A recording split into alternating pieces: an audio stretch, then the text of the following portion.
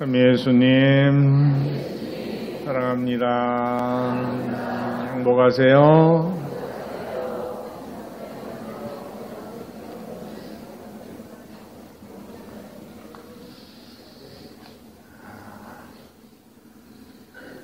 한 주간 평안하셨습니까? 7월달 첫 번째 주일입니다. 반년 살고 또 새롭게 시작하는 첫 번째 주일. 늘 우리에게는 처음이 중요하다. 그런 생각을 많이 하게 되죠.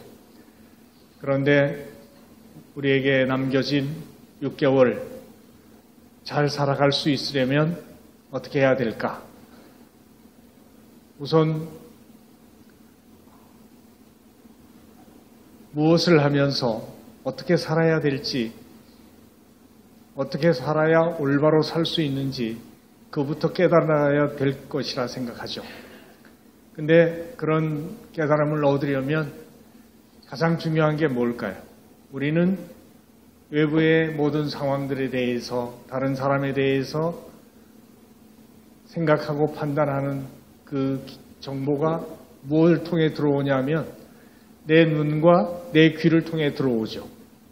그래서 무엇을 보느냐, 어떻게 보느냐, 그래서 무엇을 듣느냐, 어떻게 듣느냐, 이것이 굉장히 중요하다고 생각할 수 있어요.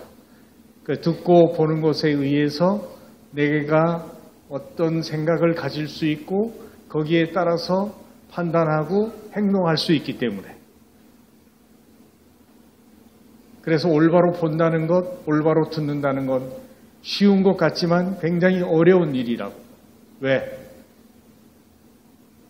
자기 방식대로, 자기 듣고 싶은 대로 보고 들으려고 하기 때문에.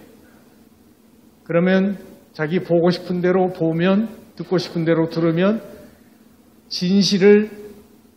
진리를 올바로 보고 알게 되느냐? 아니다. 이거죠. 문제가 이것이 굉장히 중요한 문제라고 볼 수 있죠. 그래서 오늘 그 문제들을 우리가 제대로 이해할 수 있도록 하기 위해서 초대를 받고 있는데, 예수님께서도 당신이 어릴 때부터 살았던 고향 나자렛으로 오늘 가셔서 일이 벌어지는 거죠. 우리들도 다 고향이 있어서 늘 그리워하는데 그 고향을 예수님도 찾아가셨을 때 좀 더 설레이는 마음이 있었겠죠. 그리고 잘 아는 사람들이 자기를 환대하고 굉장히 환영해 줄 줄로 생각을 하셨을 텐데, 그래서 사실은 찾아간 날 안식일이었기 때문에 회당에 들어가셨죠. 그랬더니 이미 예수님이 갈릴레아 지역을 두루 다니면서 많은 가르침과 기적을 통해서 굉장히 그 명성이 드러났기 때문에 고향 사람들도 예수님을 익히 알고 있어서 회당장이 예수님에게 한 말씀을 청한 것이죠. 그래서 예수님께서는 규정대로 성서 두루마리를 받아서 읽으시고 가르침을 주시게 되는데 어떤 말씀을 선택했는지 우리가 알고 있습니다. 이사야 예언자의 말씀, 주님의 성령이 나에게 내리셨다. 주님께서 나에게 기름을 부으셔 가난한 이에게 복음을 전하게 하셨다. 주께서 나를 보내시어 묶인 사람들에게 해방을 알려주고 눈먼 사람들을 보게 하고 억눌린 사람들에게는 자유를 주며 주님의 은총의 해를 선포하게 하셨다.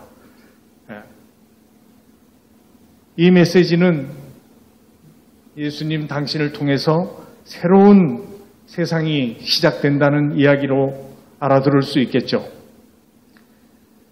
이 세상의 하느님 나라가 이미 예수님을 통해서 시작되고 있음을 알려주는 사건이라고 볼 수가 있습니다. 그분의 말씀은 지혜로 가득 차 있었고 권위가 있었으며 능력이 충만하였습니다.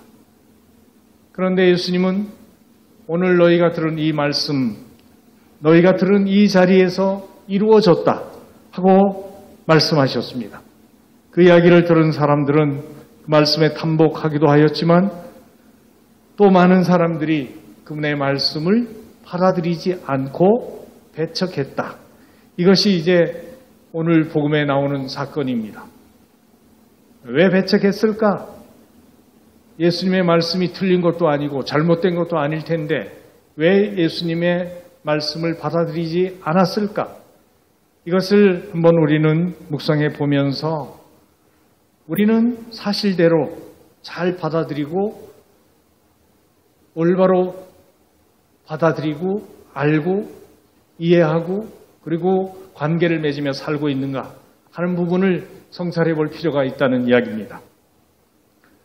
그걸 위해서 예수님을 받아들인 사람들과 배척한 사람들이 성경에 보면 나오죠. 항상 두 가지 중에 하나를 선택해야 돼요. 예수님에 대해서는 받아들일 건가 배척할 건가 이 두 가지 중에 하나를 선택해야 되는데 우린 다행히 예수님을 받아들인 사람들이에요. 근데 성경에 보면 예수님을 받아들인 사람들이 어떤 사람들이에요? 예수님 탄생하셨을 때 목동들이 들판에서 예수님을 보러 왔죠. 동방 박사들이 찾아왔죠. 또 예수님께서 고기 잡는 어부들을 나를 따라오라고 부르자 모든 것을 다 버리고 예수님을 따라왔죠.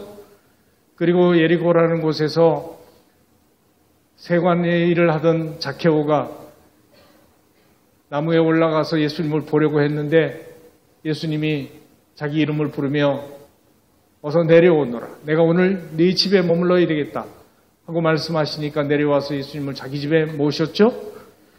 그리고 예수님이 갈릴레아에서 예루살렘으로 가시는 길에 사마리아를 지나가게 되었을 때 먼 길에 지치고 목말라서 시카르라고 하는 동네 우물가에 야곱의 우물에 당도했는데 한낮에 어떤 여인이 물을 기르러 나왔다. 그래서 예수님은 그 여인에게 물 달라고 청하시는 모습. 그러면서 그 여인이 유대인과 사마리아인은 원수지가 아니고 상종도 하지 않는데 어떻게 당신이 나한테 물을 청합니까? 그러니까 예수님 말씀하시죠. 너에게 물을 청하는 내가 누군지 네가 알았더라면 네가 나에게 청했을 것이다. 그러면 다시는 목마르지 않는 샘솟는 물을 내가 너에게 주었을 것이다. 이런 말씀을 들려주시죠. 그러면서 이제 그 여인은 예수님을 받아들여서 동네에 가서 예언자를 만났다고 사람들에게 전하게 됩니다. 그리고 마리아 막달레나와 같이 그런 죄인들부터 시작해서 많은 병자들 치유되면서 예수님을 받아들이게 됩니다. 그리고 조금 신분이 높은 사람들 중에는 니고데모라고 하는 분과 또 아리마테아 사람 요셉이라고 하는 분, 그리고 가파르나움 회당장이었던 분, 그리고 로마 백인대장이었던 분, 이런 분들도 예수님을 받아들인 사람이라고 볼 수가 있겠죠. 근데 하여간 보편적으로 예수님을 받아들인 사람들은 대부분 가난한 사람들이고 자신의 나약함을 잘 알고 있고 부족함을 알기 때문에 예수님께 도움을 청하고 의탁할 수 있었던 분들이라고 볼 수가 있겠죠. 누구보다도 예수님을 제일 잘 받아들인 사람은 누구예요? 예수님을 낳아서 기르신 성모님이시다. 그래서 우리는 성모님을 통해서 예수님을 어떻게 받아들일 것인지를 늘 보고 배우면서 그분을 모델로 삼고 있는 것이라고 봅니다. 그러면 또 어떤 사람들이 예수님을 배척했나요?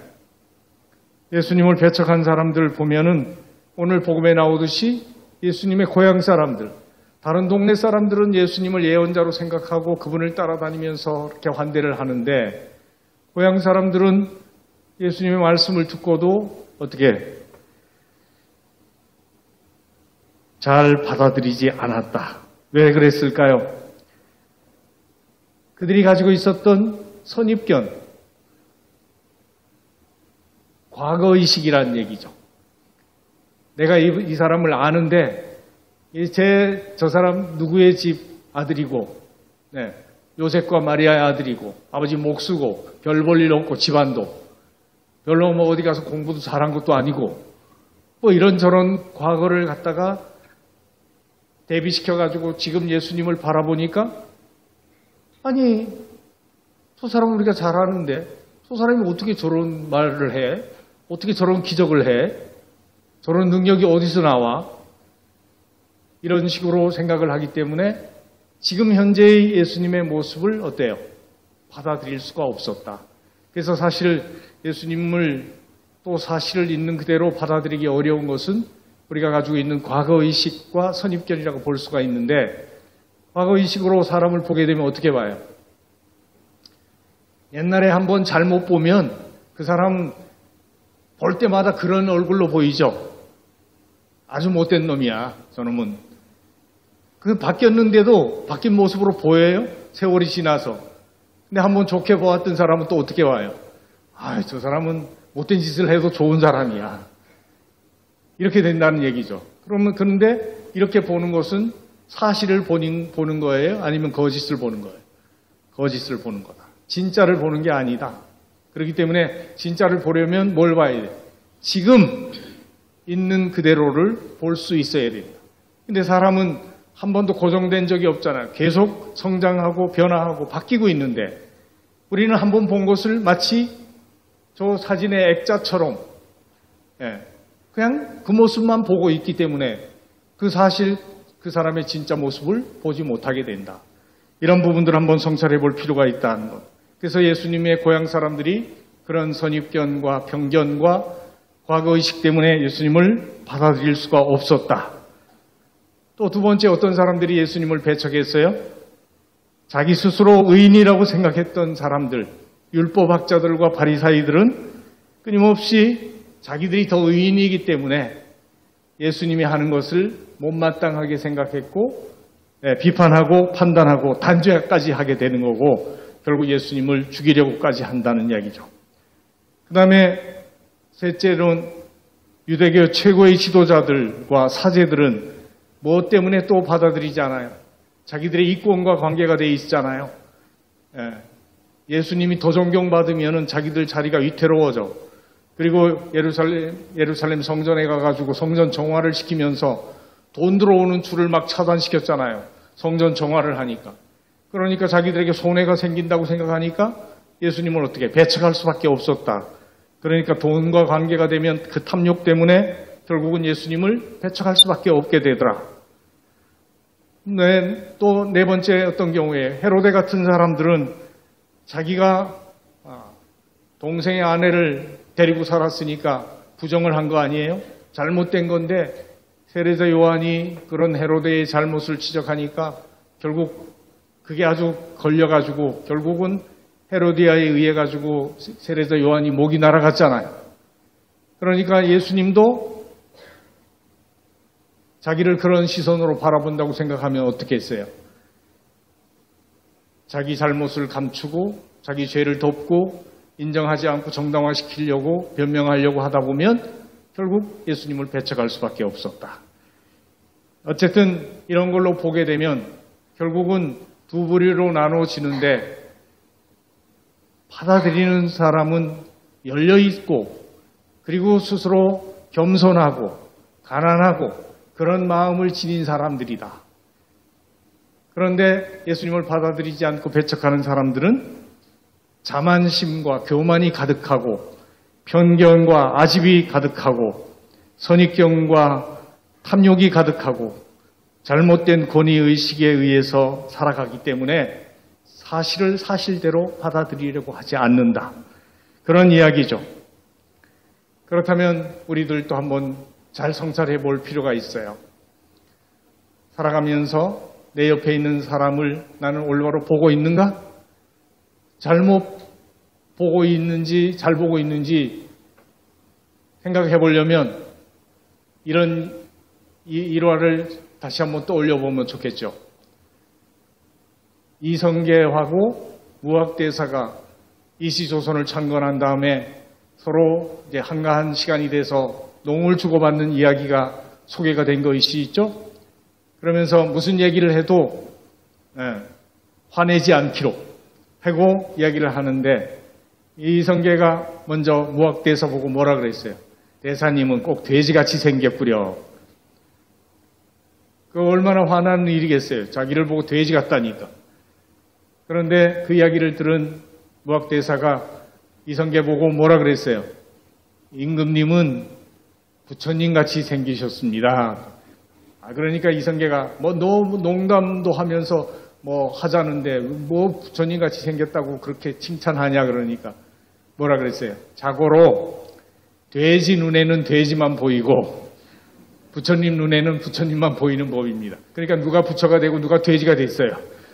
남을 돼지로 본 사람은 돼지가 되는 거고 남을 부처님으로 본 사람은 부처님이 되는 거 아니겠어요? 그와 같이 우리 자신은 결국 다른 사람을 올바로 보지 못하면서 내가 남을 비난하고 판단하게 될 때, 단죄할 때 결국 내가 그런 사람이 되어 있다는 사실을 깨닫는 것만으로도 우리는 함부로 남을 단죄하거나 판단하지 않고 있는 그대로를 받아들이려고 한다. 또 사람에게서 늘 뭘 보아야 돼요? 변화될 수 있다는 것, 새로움의 가능성을 볼 수 있어야 되는데 한번 잘못하면 그야말로 못 박히듯이 박혀가지고 바뀌질 않으면 이건 뭐예요? 관계가 바뀔 수가 없다는 얘기예요. 근데 인간이 어떻게 그렇게 살 수 있나요? 끊임없이 변화되는데. 그러니까 우리는 어떻게 살려고 노력해야 돼요? 끊임없이 새로워지려고. 나도 새로워지고 있다는 것을 믿어야 되고 다른 사람 또한 변화되고 있고 새 사람이라는 것을 받아들일 수 있을 때 그 사람의 좋은 모습을 볼 수 있도록 눈이 열리게 되는 거다. 그리고 그 사람의 이야기에 귀를 기울이게 되는 거다. 그래서 우리가 이제 새롭게 주어지는 6개월, 이 7월부터 잘 살 수 있으려면 올바로 보고 올바로 듣는 눈과 귀를 지닐 수 있어야지 엉뚱한 곳에서 헤매지 않고 바른 길로, 진리의 길로 나아갈 수 있다는 것을 깨닫게 되는 것이죠. 그래요. 예수님도 고향에서 환대받지 못하고 따뜻하게 맞아줄 줄 알았는데 사람들이 영 신통치 않았어요. 그 이유는 자기들 식대로 자기들이 잘한다고 생각하는 그 선입견과 과거의식과 편견 때문에 그래 됐다. 그러니까 우리도 조심해야 되겠다. 뭘?